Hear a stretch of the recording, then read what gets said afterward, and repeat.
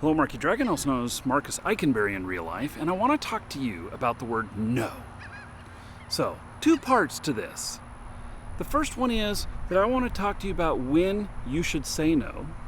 And the second one, which will be in the next video, is about whether or not you should accept no from other people, and that one's going to be really interesting.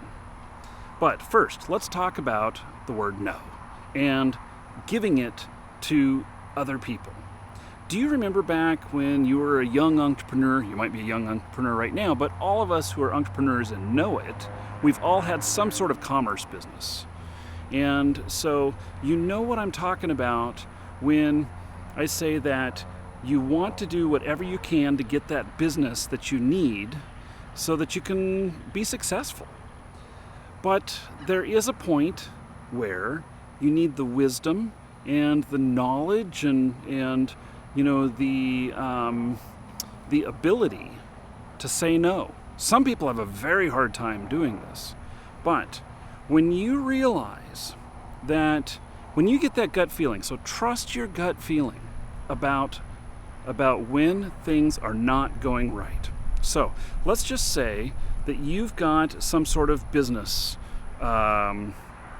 agreement, or you've got some sort of business of service, providing services or whatever, and you get a client that you really want to work with, but what they're asking for is well out of the scope of what you do.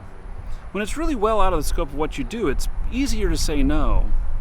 What's harder to say no is to look ahead at everything and say, where I see this going for end game could be really, really bad. And because of that, it's time to cut losses and walk away. Even if you have time invested in something already, there is a time when it's very, very proper to say no. And your ability to do that will lead to your success. I know this because I can tell you from my personal experience in the past that I have not said no to certain people. And I've been like, okay, I'm going to do whatever it takes to make this work. And I'm going to just keep plowing forward until I've got success. The problem is, by the time you get to success, you realize that you spend all this other energy, money, resources, whatever, on all of this other stuff that was just noise in the whole thing and really disruptive to your primary goal.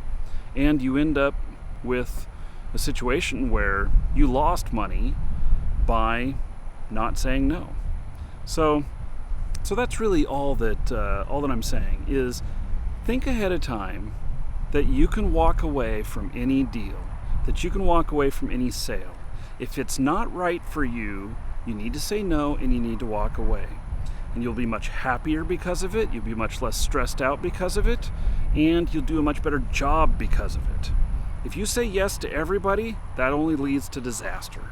So, think about this ahead of time, that you have the ability to say no, and think about every business deal that you do, that what is your escape plan, what is your, what if things are not going right, because as an entrepreneur, you are very much the optimist. You are very much someone who believes that you can figure out a way to make everything happen, and you can, do all kinds of great things. I know this because I'm an entrepreneur and I think these things. But at the same time, there is a point saying no is very, very appropriate. So keep that in mind. Now, the next video published, just wait for it, because we're going to talk about when somebody tells you no and why that's a problem. I'm Marky Dragon. Take care.